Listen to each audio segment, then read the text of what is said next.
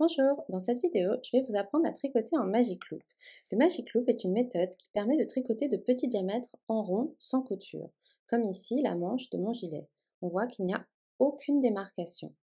Donc c'est parti, on regarde tout ça. Pour tricoter en Magic Loop, vous aurez besoin d'aiguilles circulaires avec un câble d'au moins 80 cm, car c'est par un jeu de coulisses de ce long câble que nous allons pouvoir tricoter en rond sans démarcation. Pour commencer, vous allez diviser votre nombre de mailles en deux et faire ressortir votre câble entre ces deux lots de mailles. De cette façon, vous aurez autant de mailles sur la partie avant du câble et la partie arrière. Je vais maintenant me positionner de façon à pouvoir tricoter ma manche. Donc, votre fil est positionné vers l'arrière.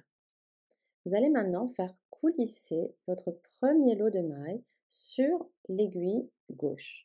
Vous les positionnez toutes sur l'aiguille de façon à pouvoir les tricoter. Vous attrapez l'aiguille droite qui est positionnée vers l'arrière et vous faites coulisser le câble pour pouvoir manipuler facilement cette aiguille et tricoter votre premier lot de mailles. Vous allez tricoter les deux premières mailles en serrant bien fort.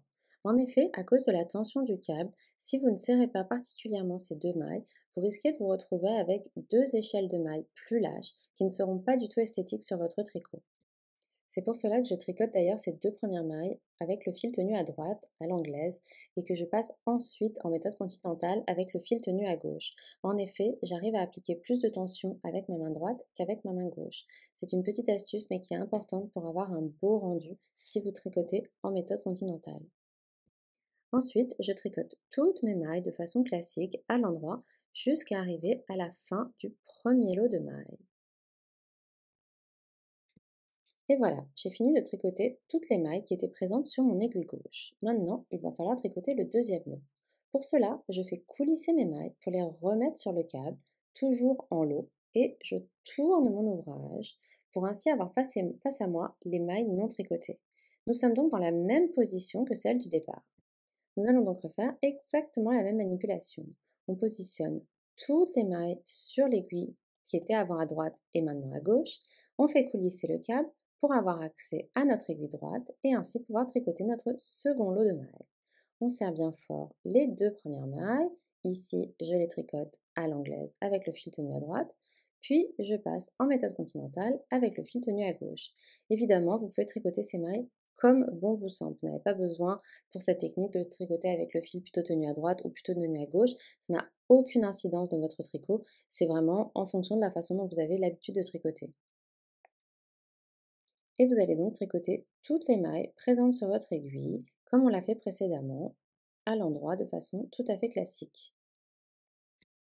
Nous sommes donc en train de tricoter la deuxième moitié des mailles de notre premier rang. Lorsque j'aurai fini de tricoter la totalité des mailles présentes sur mon aiguille, j'aurai tricoté un rang entier. Voilà, j'ai fini mon premier rang.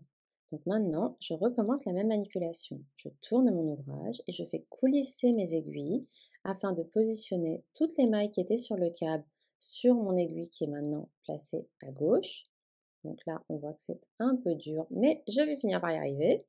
Et je fais coulisser l'aiguille qui est positionnée à l'arrière dorénavant pour pouvoir l'avoir bien en main et commencer mon second rang.